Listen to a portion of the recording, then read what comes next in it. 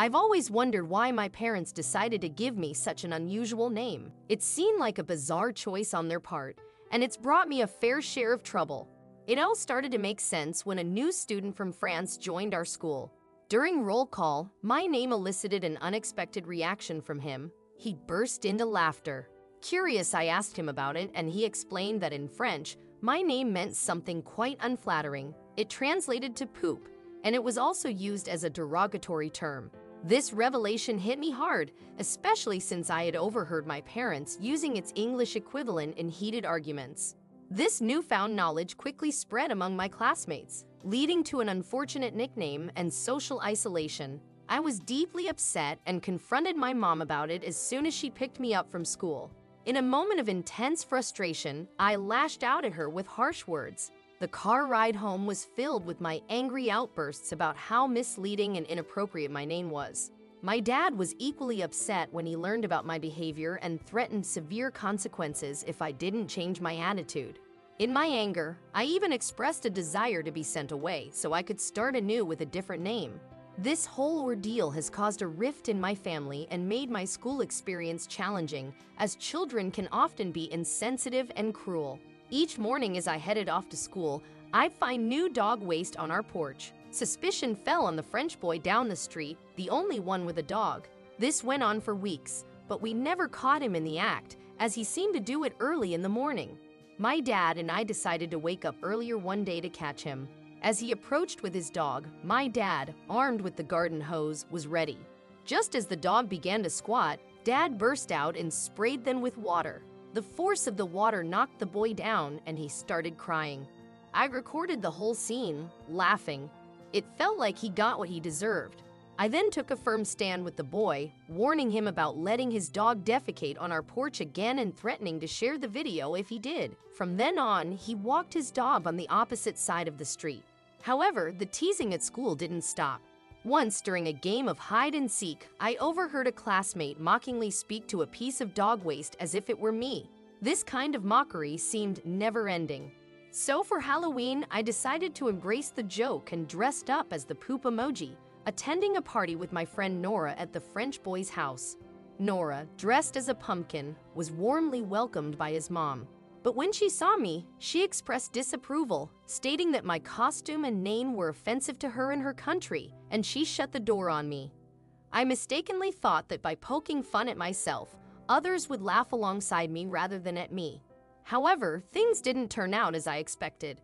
To add to my challenges, our art teacher announced a school trip to Paris, the very place where my name is an offensive word. Worrying about the implications of this trip, I went to get my art supplies from my locker, only to be greeted by an unpleasant sight and smell. Someone had placed what appeared to be human feces on top of my books. Hearing laughter behind me, I attempted to clean up the mess with a tissue, but the perpetrators had already fled. The incident left a disgusting stain on my belongings, prompting me to discard them. As I was about to leave school early, my teacher caught me. I reluctantly followed her back to class, where I soon became the center of attention due to an awful smell. It dawned on me that in the process of cleaning up the earlier mess, I had accidentally gotten some of the waste on my face and hair. Amidst comments from classmates about the smell and their requests to open a window, I couldn't bear it any longer. I rushed out of the class amid laughter, went home, and after a thorough cleaning, I resolved to change my name to avoid further humiliation. When I discovered that legally changing my name wasn't an option until after our school trip to Paris, I knew I had to endure the trip. The thought of going to France, where my name was a term of ridicule, filled me with anxiety. My apprehension peaked at the immigration counter. The officer paused at my name, then burst into laughter, drawing his colleagues' attention. It felt like I was on display for their amusement. Once in France, the situation didn't improve. In the hotel, my teacher loudly called for me, causing a stir among the guests. People tutted and shook their heads in disapproval, and I even saw a woman shield her child's ears. They were unaware that Aria was simply my name. Despite these incidents, I tried to make the most of the trip. The next day, after visiting the Eiffel Tower, Nora and I had some free time and decided to explore an art museum. Unfortunately, we ended up getting completely lost in Paris. Our limited French and lack of Wi-Fi left us unable to ask for directions or contact our teacher. In our confusion, a man nearby called out what sounded like my name. Hoping he might be a security guard who could help, I approached him, only to realize he was inebriated and behaving erratically. After an anxious hour spent waiting and hoping for assistance, Nora and I decided to return to the recognizable landmark of the Eiffel Tower. Thankfully, it was easy to spot and head towards. As dusk fell, our situation worsened. The intoxicated man we had encountered began to follow us, repeatedly yelling my name, Reagan, Reagan. As we frantically ran through the streets of Paris, our fear was palpable. The idea of being pursued, possibly kidnapped in a foreign country was terrifying, especially given the notorious reputation of my name there. Our fears seemed to be confirmed when the man caught up and grabbed Nora's backpack, clearly intending to rob us. In a moment of sheer panic, I grabbed the nearest object from the ground and threw it at him, only realizing afterward that it was dried poo. This bizarre tactic gave us the chance to escape. We eventually reached the safety of the crowded area around the Eiffel Tower, blending into the throng of people to lose our pursuer. Searching for our teacher in the crowd proved difficult. Amidst this chaos, I suddenly noticed people around us giggling and recording something. Then, to my horror, I heard my name being announced over the loudspeaker. Feeling utterly embarrassed and unsure of what was being said, I approached the ticket booth area and told a policeman, "Bonjour, I'm Reagan." He started to lead us to his van, and the crowd's reaction intensified with laughter and flashing cameras. Confused and anxious about what this meant, I followed him, only to realize he was escorting us back to our hotel. Our teacher was anxiously waiting for us at the hotel entrance, visibly worried.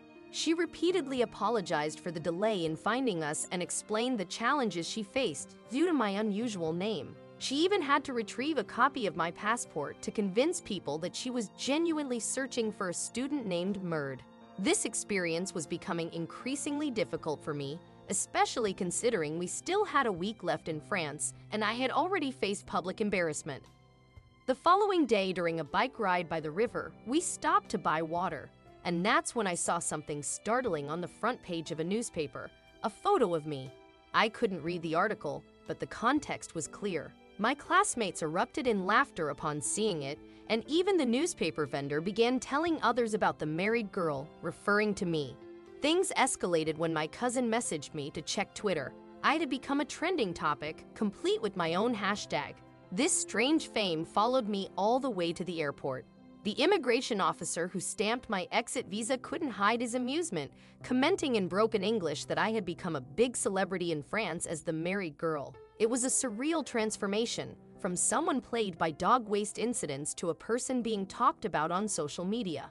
Although the attention was mostly mocking, it was still a form of fame. Upon my return, my parents greeted me at the airport. My mom's first words were tinged with humor. "Are you still planning to change your name?" She chuckled, suggesting that in a roundabout way, my name had made my life more interesting. As time passed, the hype surrounding my name gradually subsided, and I returned to being simply Merd. However, I knew that my unusual name would continue to bring its share of awkward situations, in college, at my first job, and beyond.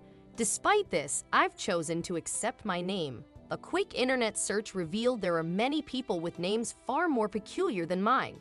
After all, I could have been a Zachary Rivera. Looking back, I realized that the dried poo incident, as bizarre as it was, might have been a turning point. It potentially saved Nora and me from a dangerous situation with that unstable man. In a strange way, my name, which had been the source of much distress, ended up playing a role in an unforgettable and life-changing adventure.